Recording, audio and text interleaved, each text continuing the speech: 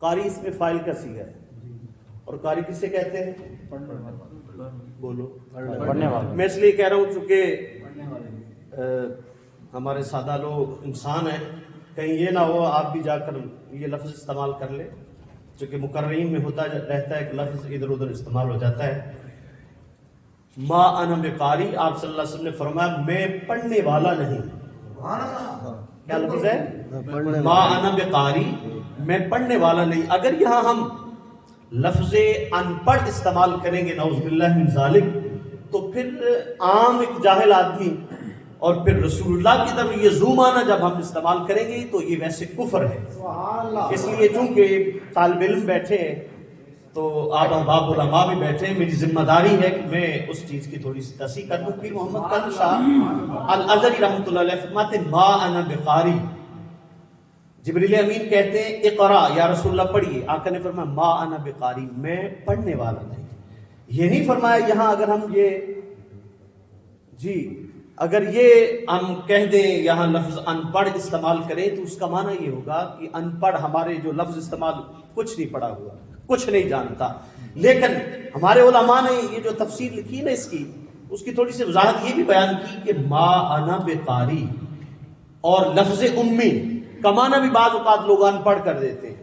ان پڑھ نہیں کرنا، چونکہ امی کا معنی ہے جو کسی انسان سے نہ پڑھا ہو، جو کسی بندے سے نہ پڑھا ہو اس کو امی کہتے ہیں۔ اور امی کا اصل معنی تو اصل بنیاد جڑ ہے، اور اس کائنات کی جو علم کی جو اصل ہے وہ تو ہے ہی محمد صلی اللہ علیہ وسلم۔ اگر ہم یہ معنی کر دیں ان پڑھ ہے کہ پڑھا لکھا نہیں ہے، تو جس طرح کہ حضرت یہ فرما رہے تھے کہ کالج سے نہیں پڑھا، یونیورسٹی سے نہیں پڑھا، سکول سے نہیں پڑھا، مدرسے سے نہیں پڑھا، تو پھر اس نے کائنات کو کیسے پڑھا دیا؟ مجھے یہ تو سمجھائے کہ کائنات کو کیسے پڑھا دیا؟ امی کا معنی آج کے بعد اپنے یہی یاد رکھنا ہے۔ میں نے اس لیے چونکہ کالج اور یونیورسٹی کے اسٹوڈنٹ بیٹھے کہیں باہر جا کے یہ بیان نہ کر دینا یہ تو غیر ہی کہیں گے ان پڑھ کہتے ہو اپنے محمد کو۔ ان پڑھ نہیں، امی کا معنی ہم نے یہ کرنا ہے جو کسی انسان سے نہ پڑھا ہو، جو براہ راست خالق کائنات سے پڑھا ہو۔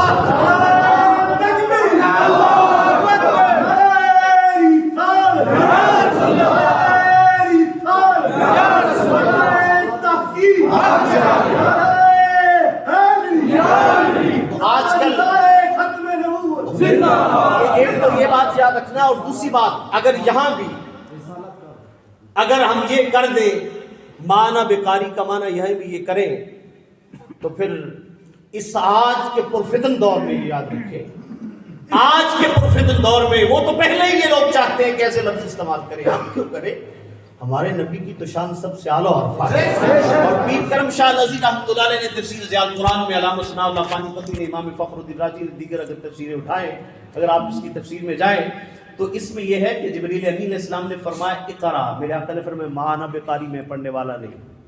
پھر فرمایا کہ اقرا پڑھیے، تو آقا نے کیا فرمایا؟ ما انا بقاری، میں پڑھنے والا نہیں۔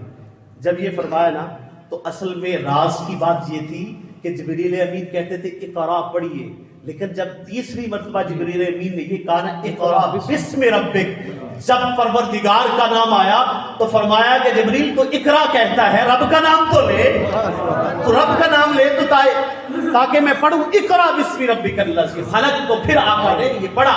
اس لیے کہ نبی کا معنی ہی وہ ہوتا ہے جو غیب کی خبر دینے والا ہے، نبی کا معنی ہی ہے جو دوسروں کو پڑھانے والا ہے۔